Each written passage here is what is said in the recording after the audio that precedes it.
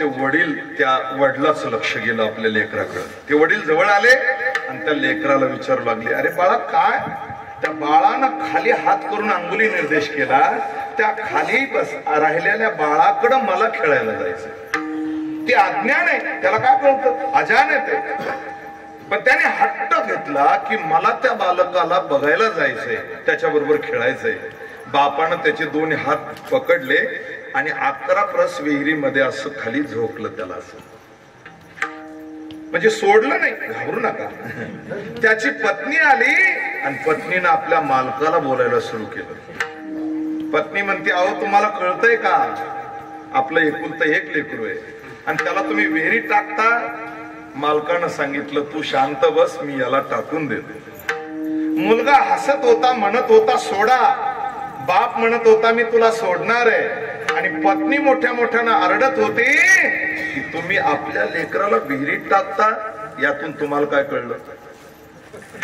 लक्षात घ्या, पत्नीचा आपल्या पतीवर इथे विश्वास कमी आहे, पण जन्मदात्या बापावर अजान लेकराचा विश्वास आहे. काही जरी झालं तरी बाप आपल्याला सोडणार नाही. क्या बात.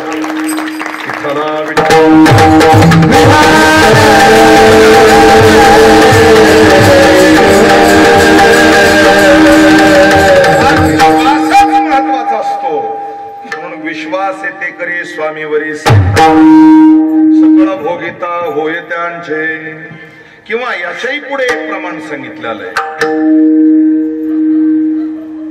सोडविन माझा स्वामी निश्चयेसी प्रतिज्ञा हे दासी केली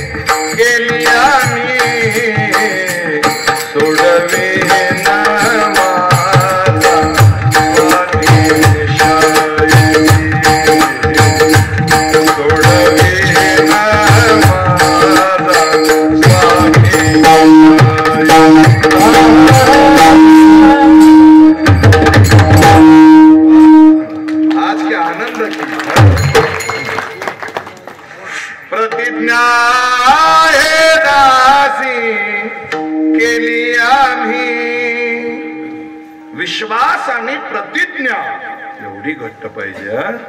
सोडविला माझा एक शब्दावर 8 दिवस सप्ताह कीर्तन होऊ शकतं, हे चिंतन आहे. लक्षात घ्या, गप्पा नाही त्या. काय बोलायचं आपल्याला? विश्वास. आता विश्वासात 3 प्रकार आहे. सर्वसामान्य पामराचा विषयातला विश्वास, साधकाचा साधनेवरचा विश्वास आणि उच्च कोटीचा महात्मा अपरोक्ष ज्ञान स्थितीवरचा विश्वास. विठ्ठल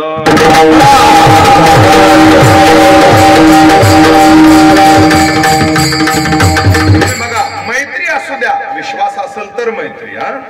विश्वास असेल तरच मैत्री. संसार असू द्या, घर प्रपंच ग्रस्ताश्रम, पती पत्नीचा विश्वास तरच, नाही तर मग कोर्टाच्या वाऱ्या सुरू होतात. विश्वास महत्वाचा आहे, अतिशय महत्वाचा. तसा आज महाराष्ट्रातल्या संपूर्ण जनतेचा विश्वासच जर कुठं टिकून असेल तर ते संघर्ष योद्धा जरांगे पाटील. सर्वसामान्य भांडण तंटा असू द्या, बांधावरचा असू द्या, वाटाचा प्रश्न असू द्या आणि कोणाचाही असू द्या, हे लक्षात घ्या. कारण की आम्ही बरोबर राहिलेलो, आम्हाला माहिती आजपर्यंत पाटलानं कधी भेद केला नाही, न्याय करताना कधी कोणाचा चेहरा पाहून न्याय केला नाही, संपूर्ण समाज बरोबर घेऊन हिंदू धर्मातला प्रत्येक धर्मातला समाज हा पाटलांच्या बरोबर आहे. जे उच्च विचाराचे लोक आहेत ना ते बरोबर पाटलांच्या बरोबर आहेत. विठ्ठला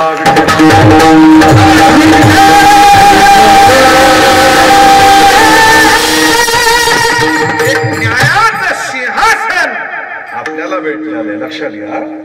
अहो भावाचा वाद तुम्ही जरा विचार करा. छत्रपती शिवरायांपासून तर आजपर्यंत मधला काळ पाहिला तर 1 गुंठ्यासाठी वाद. हे त्याला बोलत नाही, ते त्याला बोलत नाही, गावागावात गट अमक धमक तमक सगळं. पण एकच अशी महाशक्ती उभा राहिली ते म्हणजे जरांगे पाटील, की त्यांनी गाव गाव खेडे खेडे शहर आणि अख्ख्या महाराष्ट्रातला आणि भारतातला समाज एका छत्राखाली आणली. ही शक्ती फक्त आदरणीय पाटलांची. वारकरी संप्रदायाला त्यांचा एवढा अभिमान काय? वारकरी संप्रदायात हिंदू धर्मावर आणि हिंदू धर्माची कडवी निष्ठा ठेवणारी काही मंडळी आहे. त्यामध्ये आपण लक्षात घ्या, सगळ्या महाराष्ट्रातल्या गायक वादक कीर्तनकार कथाकाराला माहिती आहे की पहिलं शिवचरित्र कीर्तनात जर मांडलं असेल मराठवाड्यात तर ते फक्त आपण मांडलं. हे लक्षात घ्या स्वाभिमानानं. त्यावेळेस अनेक अडचणी आल्या. हिंदू धर्मावर बोलणं एवढं सोपं नाही. प्राण हातेलीवर घेऊन बोलावं लागतं. आम्हाला कधी कधी 800, 900, 1000 पहाडीचा इलाका असतो, जंगलाचा इलाका असतो, प्रवास करायचा असतो. पण कुठंतरी मनामध्ये विश्वास आहे की पांडुरंग परमात्मा आपल्यावर कृपा निश्चित आहे. आणि आता एक विश्वास आहे की कोणतंही संकट आमच्या गायक वादक कथाकार कीर्तनकारावर वादकावर जर आलं तर आमचे जरांगे दादा आमच्या पाठीशी छत्रपती शिवाजी महाराज.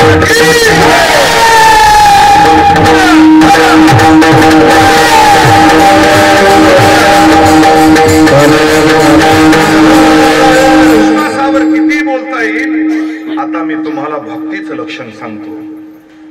भक्ती जर नसेल तर परमार्थ कसा करता येईल? अर्जुना भक्ती एके मी जाणे एक थोर सानन म्हणे आम्ही भावाचे पाहुणे बोलतीया. ज्ञानोबरांनी किती सुंदर वर्णन केले. भक्ती जर असेल तरच, नाहीतर आगा प्रथमेवरी पाषाण नसती काही. आता याच्यावर मी काही 4-5 ओव्या देतो. मला ती सवय ओव्या ठेवायची. विठ्ठला विठ्ठला. लक्षात घ्या. ज्ञानोबराय सांगतात कणे विन सोपटे कणसे लागले घनदाटे काय करावे गोमटे ओस नगर. ओवीस कळली. जे अभ्यास करतात त्यांना कळली. ज्ञानोबा 9व्या अध्यात म्हणतात आता सध्या हुरड्याचं सीझन आहे.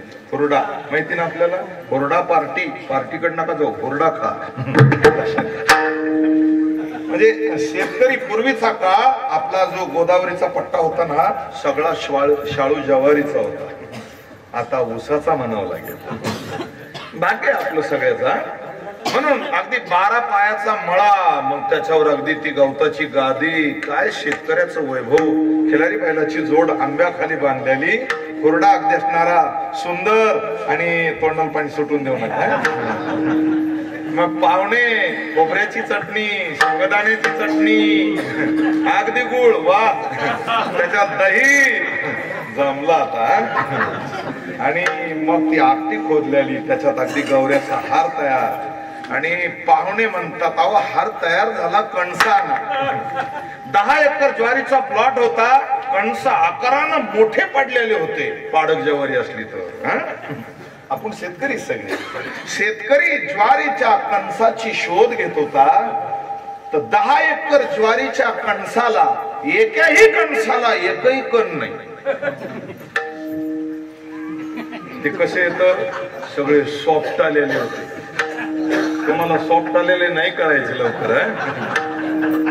ज्याच्याकडे ओरिजिनल भक्ती नाही शाबाश.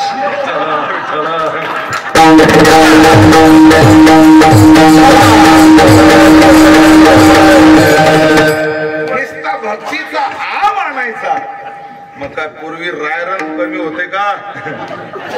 काशीच कमी नव्हते ना. ते सोंग आणायचे. सोंग आणणं वेगळं. असे बऱ्याचशा काही गोष्टी कमी भेटतात. विठ्ठल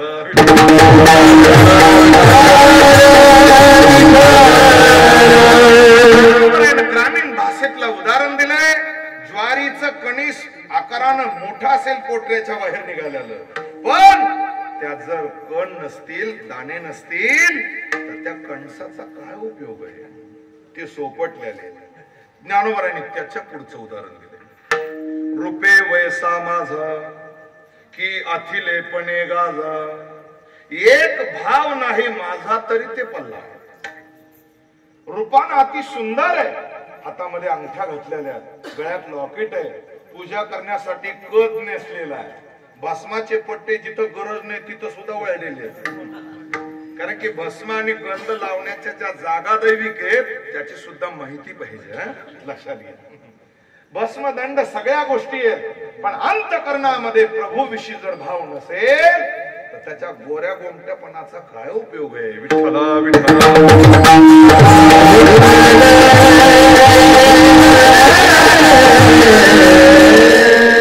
इथं थांबत नाही. लिंब लिंबोळे मोडून आला, तो कावळ्याशी सुकाळू झाला, तैसा भक्तीहीन वाढीला द्वेषाची लागी. ज्ञानोबराय सांगतात, एक आजोबा आपल्या नातवाला घेऊन वसंत ऋतूच्या आगमनाच्या नंतर रानामध्ये गेला. जुने आंबे होते गावरान, त्याला सोल पुरत नाही अशी खोड, पण जुन्या गावरान आंबे ते खोडीचे असते, येतेच मात्र कमी. लक्षात घ्या. विठ्ठल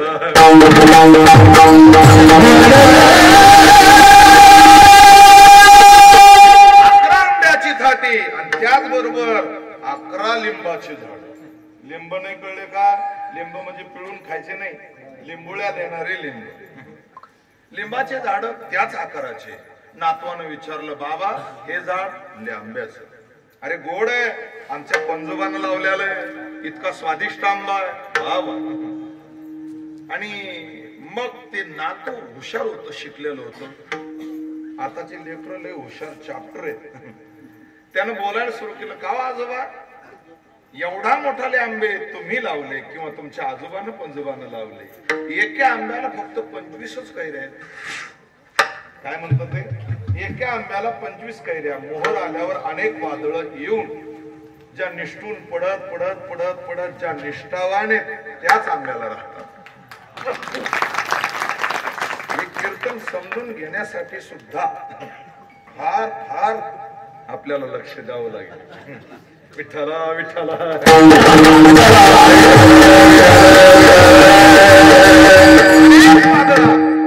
मग त्यामध्ये निसर्गाचा कोप असेल, अगदी अनेक काही धुकं असेल, धुई असेल, मग त्या मोहरातून आंबे कैऱ्या तयार होतात त्या 25.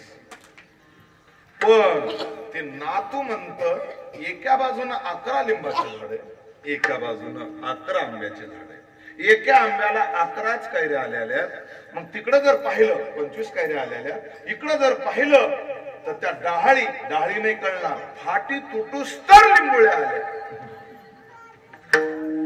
म्हातारं लयच हुशार होतो, जुनं गावरान भाषेत बोललं, म्हणजे गप काट्या कडूला लय पीक असत.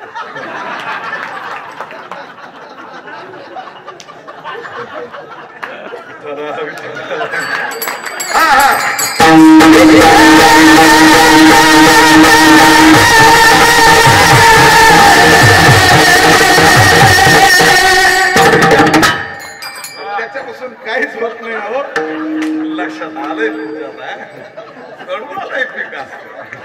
त्याच्यात रुपये नाही, पण हॉर्न वाजवलं तरी रोड पासून सरकत नाही. मी लिंबोळी बद्दल बोलतो. लक्षात घ्या. फार मोठी गंमत आहे.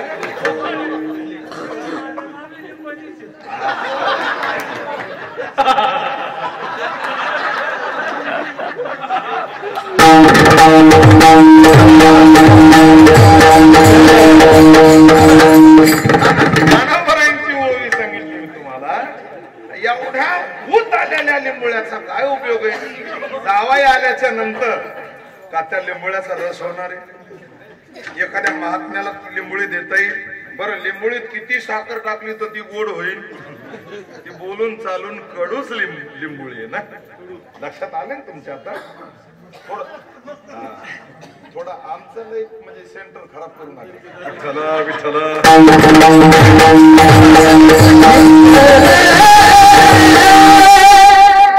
आणि अगदी ज्ञानोबराई इथं थांबत नाही. पाय हिवराची दाट सावली जैसी सज्जने वाळिली तैसे पुण्य डावलूनी गेली अभक्त ते. ज्ञानोबराई सांग ना तरी षडरस खापरे वाढिले. या सगळ्या गोड ओव्या ज्ञानेश्वरी वाचा, मन शांत करून अभ्यास करा. विश्वातल्या सगळ्या तत्वज्ञानाचा अर्थ ज्ञानोबराईनं ज्ञानेश्वरीत दिलेला. भक्ती नसेल तर फायदा नाही, याच्या विरोधात मी काही वेगळे वेगळे प्रमाण देऊ शकतो, पण वेळ आपली संपत चाललेली आहे. गुणवान माणसं आलेले, जरा लक्षात घ्या. आपल्याला बोलायचंय भक्ती महत्वाची आहे. आता त्यापुढे जर विचार केला, आत्मसमर्पण भाव महत्वाचा. तिसरं लक्षण सांगायचं आपल्याला. आत्मसमर्पण भावामध्ये संतांच्या चरित्रात जर विचार केला, विठ्ठल विठ्ठल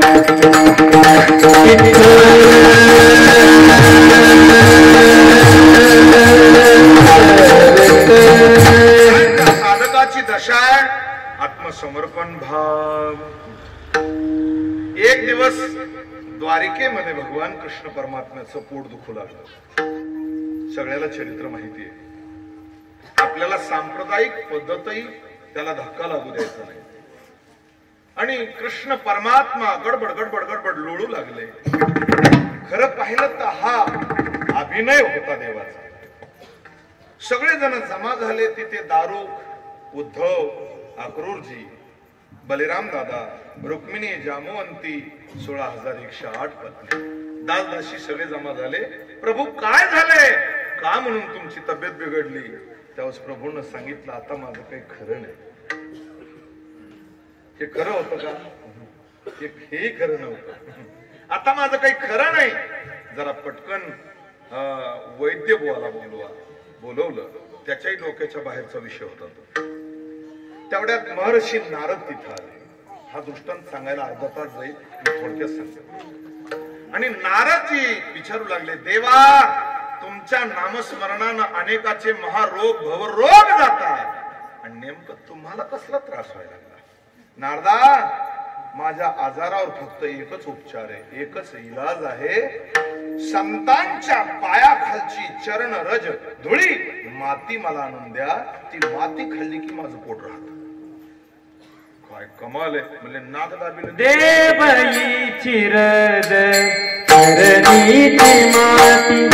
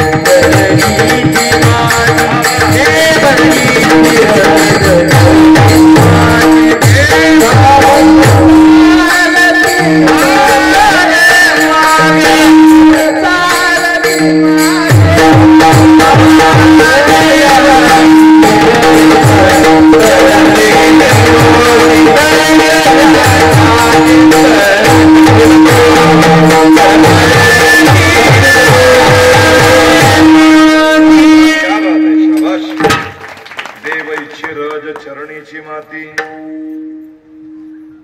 चरणीचे रज मागतोय भगवान. आणि धावत चालती मागे मागे. तुकोबराने त्याच्यावर पुन्हा एक प्रमाण दिलेलं आहे. असे अनेक, पण वेळ आपल्या हातात नाही. तो पळतोय वेळ. चरणीचे रजवंदी शुळपाणी, नाचती कीर्तनी त्यांचे माथा. या न्यायानं नारदजीनं विचार केला, देवा तुला कोण माती देईल बरं? नाही, आमच्या सारख्याची गोष्ट वेगळी, आम्हाला कुणी माती देत असं. आणि मग मात्र नारदजी त्रिभुवनात फिरले. देवाचं पोट दुखतंय, चरणाची माती पाहिजे.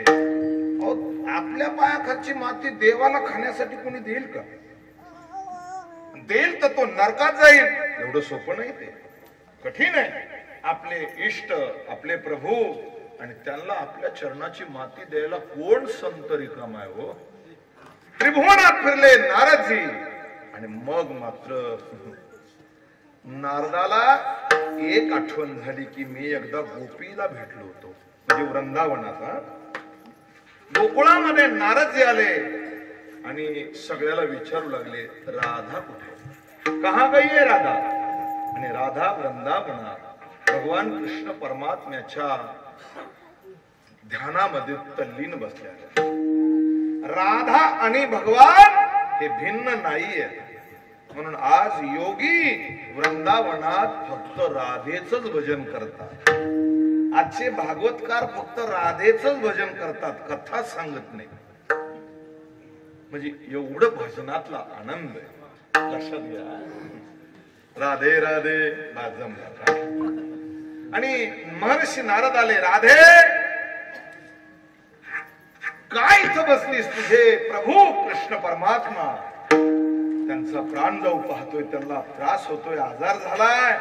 कोणताच वैद्य औषध देत नाही. त्यांना एकच औषध आहे, ती म्हणजे संतांच्या पायाखालची माती. राधेच्या डोळ्याला पाणी आलं. जो पिया तोडो प्रिया, मै नहीं तोडो री. तोरी प्रीत तोडो कृष्णा, कोण संगी जोडू रे, कोण संगी जोडू. तुम भय सागर, मैं भई मछिया रे, मछिया.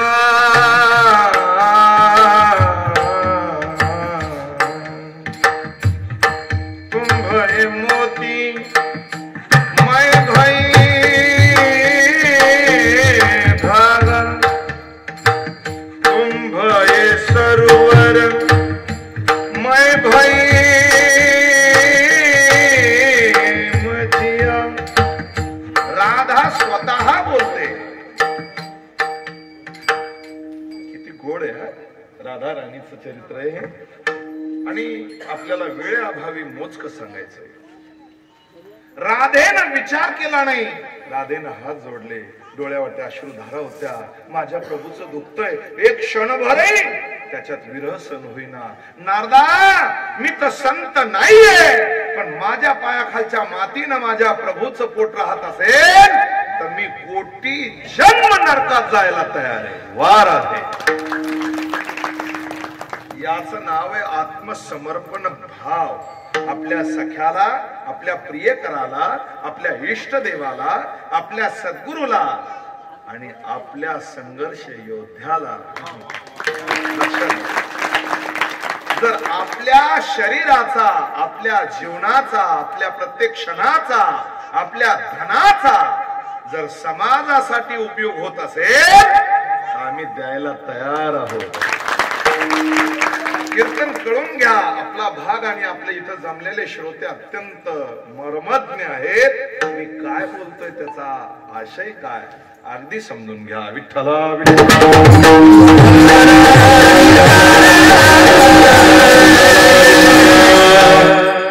हे सामूहिक उपोषण आहे. आजपर्यंत एकट्या संघर्ष योद्ध्यानं केलं. आपणही त्याच्यामध्ये सहभागी व्हायचंय. हे बघा, आज सकाळपासून काही खाल्लेलं नाही. आज एकादशी 3 टाइम फराळाचे आहे. सोपं नाही ते, एवढं सोपं नाही. ते वेदना, शरीरातले दुःख, क्षुधा आणि तृष्णा हे महत्वाचे घटक आहेत आपल्या शरीरातले.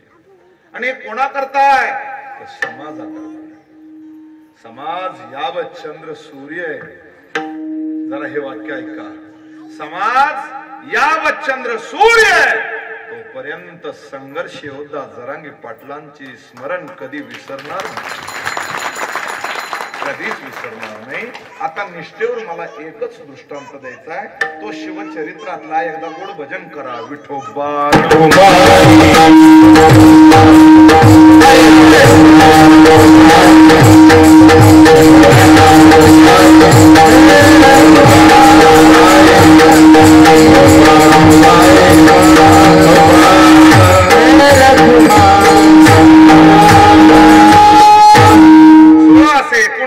प्रसंग आहे दादा हो. या स्वराज्यावर फार मोठं संकट आलं. तसे अनेक संकट. 1659 ला 50,000ची फौज घेऊन दिन दिन दिन करीत निघाला. आणि त्यानं आदिलशहाच्या शिक्कामोर्तबाचे अनेक फरमान खलिते, वतनदार, देशमुख, ज्यांचे 4-4, 5-5, 10-10, 25 गाव वतनाचे, अशा वतनदाराला, देशमुखाला, पाटीलकी ज्यांच्याकडे, वतनदारी ज्यांच्याकडे, त्यांना पाठवले खलिते. खलिते असे होते, विजापूरचा शिक्का होता त्याच्यावर. लक्षात आले तुमच्या? अरे एका बाजूला पाहिलं तर मोगलांचं तांडव, दुसऱ्या बाजूनं पाहिलं तर विजापूर. आणि एवढ्या कठीण संकटात शिवरायानं स्वराज्यासाठी मावळ्याची बांधलेली मोठ मांदियाळी. लक्षात घ्या, हे स्वराज्य भाव ही तो श्रींची इच्छा आहे, ही जगदंबेची कृपा आहे. स्वराज्य निर्माण करायचंय कशाला तर माझ्या तरुण कुमारिका मुलीनं निर्भयपणे शाळेत जावं. माझ्या हिंदू धर्मातल्या मंदिरातला देव रुद्राभिषेकानं प्रसन्न व्हावा. माझ्या महाराष्ट्रातला वारकरी भगवी पताका घेऊन, टाळ पखवास घेऊन, ज्ञानोबा तुकोबाच्या गजरात निर्भयपणे पंढरपूरला जावा. आणि महाराष्ट्रातल्या प्रत्येक तरुणाला ताटमान करून स्वाभिमानानं जगता यावं याकरता स्वराज्य आहे.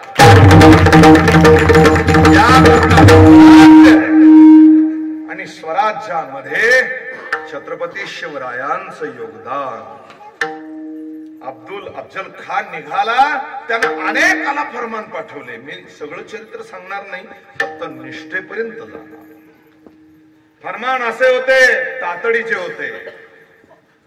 खान शिवाजी राजांवर आक्रमण करून येतोय, त्याला तुम्ही सहकार्य करा, त्याच्याबरोबर संसद चालवा कडक, आणि शिवाजी राजाचा बिमोड करा, तुमचे वतन चालू राहतील. ज्याला कोणाला सहाय्य करायचं नाही, जो शिवाजी राजांना जाऊन मिळेल त्याचं वतन जप्त करण्यात येईल. परिणामी त्याला देहदंडाची शिक्षा देण्यात येईल, त्याच्या घरादाराहून गध्याचे नांगर फिरवण्यात येईल. कडक कडक खलिते पाठवले आले. जे कच्च्या हृदयाचे होते ते घाबरले, आम्हाला वतन. आता इथं विषय आला निष्ठेचा. आता दोन्ही बाजूना जातात. बघा आता धर्म कठीण आहे. एक बाजूने विचार केला तर वतन जातंय, पण आदिलशाहीचं आक्रमण. एका बाजूनं जर राजांकडे जावं, उद्या राजांची हार झाली तर आपलं कसं होणार आहे. अशा मनात अगदी असणाऱ्या अनेक शंका त्याच्या उठू लागल्या. जे अनेक जण होते ते विचार विनिमय घेण्यासाठी एका सरदाराकडे निघाले. जरा लक्षात घ्या, मला काय बोलायचं का. हा दृष्टांत एकदा ऐकायचा, मरेपर्यंत विसरायचा नाही. शिवचरित्र आरडून वरून जमत नाही. आपले राजे आणि त्यांच्या मावळ्याचा इतिहास लोकांच्या हृदयात बसला पाहिजे. आणि मग मात्र अगदी त्याच्यातले काही जे कसदील होते, निष्ठानिष्ठी करणारे होते, डायरेक्टली खानाला जाऊन मिळाले. मी सगळ्याचे नाव नाही सांगत, पण त्यात खंडूजी होताच. विठ्ठल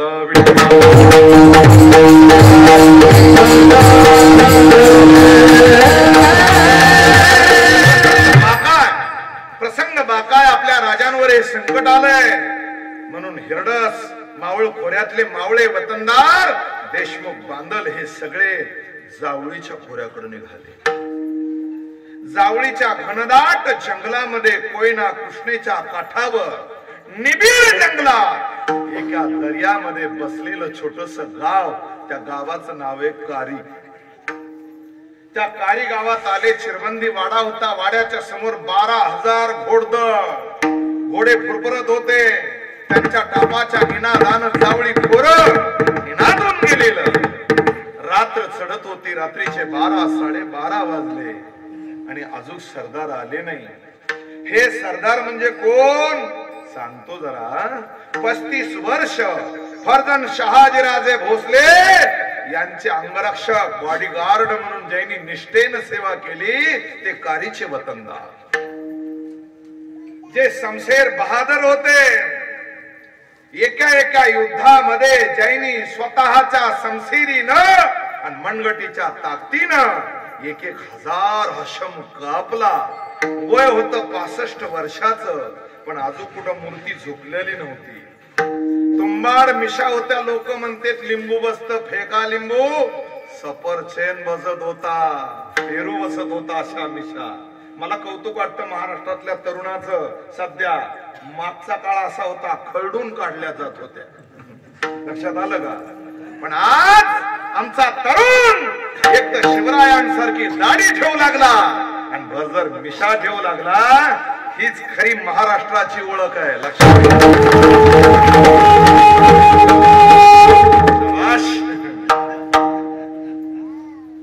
आणि अगदी हे 12,000 घोडदळ सगळं त्या कारीमध्ये जमलेलं. कारीतले वतनदार आतमध्ये वाड्यात होते. 5 पुत्राशी सलाम मसलत सुरू होती. 65 वर्षाचं वय, उंचा पुरागडी, डोक्याला पागुट बांधलेलं. आणि वाड्यातून बाहेर आले ते 1 वाजता. बुटाचा आवाज येत होता, ज्याला मोजड्या म्हणतो आम्ही. कर कर आवाज येत बाहेर आले. शाबाश. वतनदार बाहेर आल्या बरोबर 12,000 मावळ्यानं मोजरे केले. डोक्याला भंडारा लावलेला. सगळीकडे नजर मारली. पलोते पेटल्याले. काजवे आणि रात किड्यानं रात ती रंगून टाकलेली. अगदी किरकिर आवाज येत होता. प्रसंग रात्रीचा, थंडीचे दिवस. पलोते पेटल्याले. पुढे एक थाळा ठेवण्यात आला मोठा. त्याच्यामध्ये बेल भंडारा ठेवण्यात आला. आणि कारीचे वतनदार सगळ्या मावळ खोऱ्यातल्या मर्द मराठा मावळ्याला उद्देशून बोलू लागले. वीर मर्द मराठा मावळ्या हो, आज स्वराज्यावर संकट आले. संकट. आपले राजे संकटात. ज्यांनी तुळजा भवानी फोडली, ज्यांनी दादा महाराज थोरले शंभूराजे कपटानं मारले, ज्यानं जंजीच्या किल्ल्यामध्ये अगदी गुप्त कट रचून थोरल्या महाराज साहेबांना पकडलं, भर दरबारामध्ये विजापूरच्या धिंड काढली, जो कस्तुरी सिंग नावाच्या राजाला बगले दाबून मारलं, ज्यानं पंढरपूरला गायी कापल्या, जो हिंदूचा द्वेष्ट आहे, अशा शिवरायांचा घात करण्यासाठी आलेला हा 32 दाताचा बोकड, याचा बळी तुळजा भवानीच्या समोर द्यायचा, माग जाऊ द्यायचा नाही. मावळ्याच्या अंगामध्ये 1000 हत्तीचं बळ आलं आणि सांगितलं की सरदार तुम्ही फक्त सांगा आम्ही काय करावं. सरदारानं सांगितलं वतनाच्या तुकड्याच्या लालचीत पडू नका. आज तुमच्या निष्ठेची गरज आहे. घ्या बेल भंडार. बेल भंडार घेतला. डोळ्यासमोर स्वप्न होतं. स्वराज्य निर्माण झालं तर सुखान आमची जनता राहील. भविष्य इतिहास आमचं नाव घेईल म्हणून बेल भंडारा सरकारनं उधळला सरदारानं आणि मोठी घोषणा केली, हर हर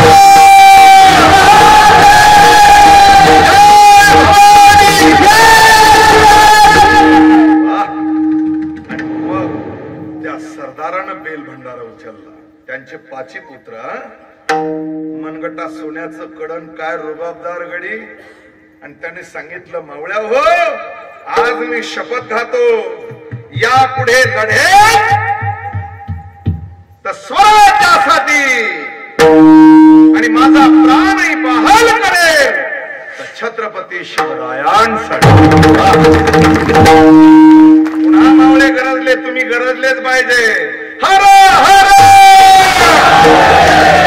हर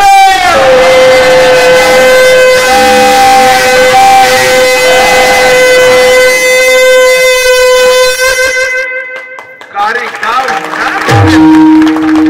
अन्नावर शहारे म्हटले आणि 12,000 घोडदळ मावळ्यानं आपल्या वतनावर, आपल्या लेकरा बाळाच्या घासावर पाणी सोडलं आणि 2:30 वाजता रात्रीच्या उत्तर रात्री घोड्यावर सगळ्यांना मांड ठोकली. लगाम हातामध्ये खेचल्या गेला, घोडे खिंकाळले, नाच मारली आणि सरदार भगवा ध्वज घेऊन पुढे दौडत होते. सकाळी 6:45 प्रतापगड गाठला. प्रतापगडावर दरवाजे बंद होते, टेहळणी बुरजावून सैनिक बघत होते. धुळीचा लोट उठलेला, आघाडीवर कोण दौडत आहे तर टेहळणी बुरजातला एक सेवक राजांच्या दरबारात जाऊन पोहोचला.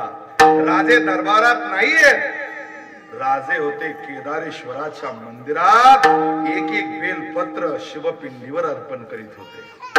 जर प्रतापगडावर गेले ना भोरप्याच्या डोंगरावर, मग कळेल राजानं अगदी सोळ नेसल्याले, ती अगदी कुरळी काळी दाढी, पिळदार मिशा, बहुबंड मजबूत निधाडी छाती आणि या हृदयामध्ये स्वराज्याबद्दलची निष्ठा. तेवढ्या सेवकाला त्यानं मुजरा घातला. राजानं त्याच्या सावलीहून ओळखलं, एवढे चतुर होते राजे. पाठीमागे वळून पाहिलं, काय खबर, 12 ते 13,000 घोडदळ दौडत येत आहे. राजे म्हणतात, त्यांचं निशाण सांगा, कोणतं येत. बघा काय अचूक उत्तर आहे. सेवकानं सांगितलं, राज, निशाण आपलंच आहे, भगवा ध्वज लहरतोय. वाह. राजे तटकन उठले आणि केदारेश्वराला नमस्कार घातला. हे प्रभू, शेवट कौल दिलाच आणि माझे कान्होजी राजे जेधे कारीचे माझ्या भेटीला आलेच. क्या बात आहे. शेवट सांगतो म्हणलं होतं, तुम्हाला अपेक्षा लागली होती. राजानं तातडीनं कपडे बदलले,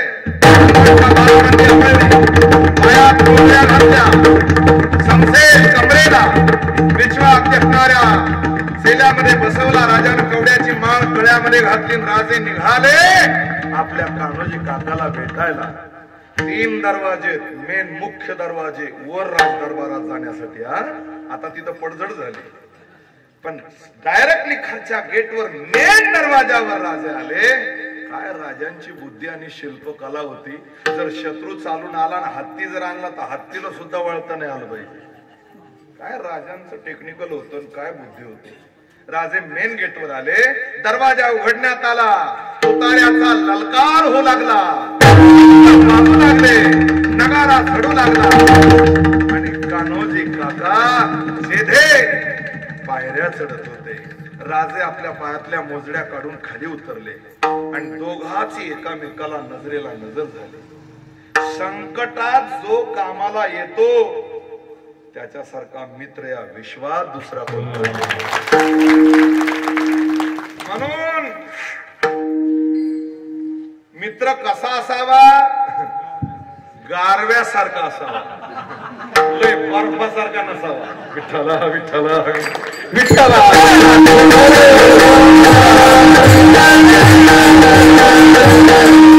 राजाने अगदी कान्होजी काकाला नमस्कार केला. मोठे होते ना, पण कान्होजी काकानं आपली मर्यादा सोडली नाही. कान्होजी काकानं राजांचे हात पकडले. शोभा राजे, तुम्ही आमचं धनी, तुम्ही आमच्या पायात नाही पडायचं. तुम्ही आमचं मालक आहे. तुमच्यामुळेच आमच्या सगळ्यांच्या समशेरी आज कामाला आल्या. लक्षात घ्या, आम्ही आजवर होतो पण एका जागेवर नव्हतो. तुमच्यामुळे आम्ही एका जागेवर आहे हे लक्षात घ्या. आणि काय मोठी गंमत आहे की कान्होजी काकांच्या डोळ्यात पाणी तरळलं. संकटाच्या वेळेस आपला माणूस जवळ आला. राजांना 1000 हत्तीचं बळ आलं, 12,000 हिरडस देशमुख बांधल घेऊन आले. कडकडून मिठी मारली राजाने. राजे म्हणतात, कान्होजी काका तुम्हालाही फरमान आला असेल, तुम्हालाही लेटर पत्र आलं असेल, तुमचं वतन जाईल. कान्होजी काकानं जवळच पाण्याचा घट होता मातीचा, उचलला आणि हातावर पाणी घेतलं. राजा आज भवानीची आण, तुमच्या पुढे वतनावर मी पाणी सोडतो.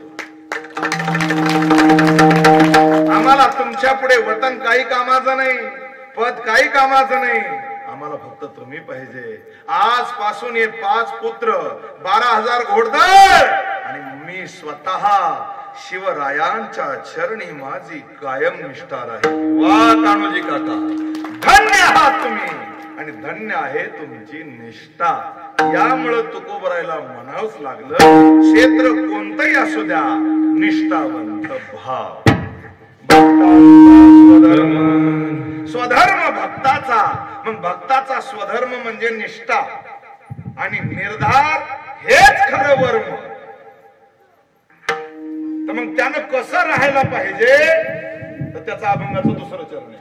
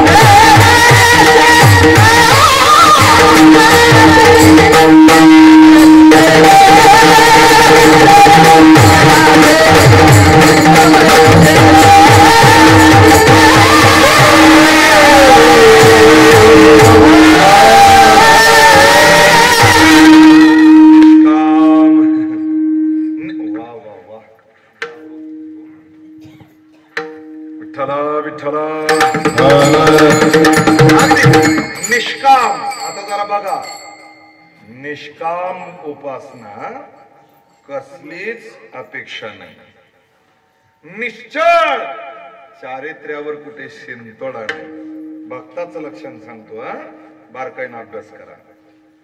विठ्ठली विश्वास म्हणून भक्ती असेल तर शक्ती आहे. आणि कोणतंही कार्य हे कृपेशिवाय, आशीर्वादाशिवाय प्राप्त होत नाही. हे आदरणीय संघर्ष योद्धा जनारंगी पाटील यांना माहितीये. यांचा वारकरी संप्रदायाचा घराणा आहे, त्यांच्या वडिलांपासून तर आजोबापासून. कारण की मातुरी हे माझं लाडकं गाव आहे कीर्तनाचं, लक्षात घ्या. आणि म्हणून आज त्यांनी वारकरी संप्रदायाची संगती, समाजाची संगती, समाजाच्या मुलाबाळाच्या हक्कासाठी, न्यायासाठी एक अगदी असणारं आरक्षणाची मागणी ही सरकारशी केलेली आहे. अनेक दिवसापासून ते झगडत आहेत. आता मात्र यशाचं शिखर दूर नाहीये. त्यांना ते यश प्राप्त व्हावं आणि या अंतरवालीतूनच विजयाचा गुलाल त्यांच्या अंगावर पडावा. पुत्र हनुमानजीच्या चरणी, ज्ञानोबराय तुकोबरायांच्या चरणी प्रार्थना करतो. पुन्हा एक सांगून जातो की महाराष्ट्र ही संतांची भूमी, शिवरायांचं स्वराज्य आहे. म्हणून कोण्याही जाती धर्माचा भेदभाव न करता आपण एकत्रित एका गुण्या गोविंदांना नांदावं. प्रश्न मागणीचा आहे तर तो अगदी योग्य आहे आणि त्या मागणीच्या पद्धतीनं ती मागणी सुरू आहे. पण आमचा संप्रदाय समाज घडवतो, एकत्र आणतो, तोडीत नाही. त्यासाठी आमचं सांगणं आहे की सगळ्या समाजावर सगळ्यांना प्रेम करून, अगदी वैरभाव विसरून पाटलांच्या पाठीमागे उभं राहावं आणि विजयापर्यंत थांबू नये, अशीच असणारी आज आदरणीय आमचे ओंकार महाराज, आदरणीय हरिभक्ती पारायण कैलासजी महाराज पवार आणि कृष्णाजी महाराज आणि ही सगळी आदरणीय मंडळी, त्यात आमचे आप्पा आहेत, हे अगदी असणारे तात्या आहेत आणि इंदलकर सर आहेत, सगळे भजनी मंडळ, काही नवीन आहेत मला काही नाव माहिती नाही, पण सगळ्यांना गोड साथ दिली. 15 ते 20 मिनिटं जास्त झाले, पण तुम्हाला तसं वाटलं नाही. कीर्तनही उशिरा सुरू झालं, म्हणून झालेली सेवा ठेवतो. गोड भजन करा. ज्ञानेश्वर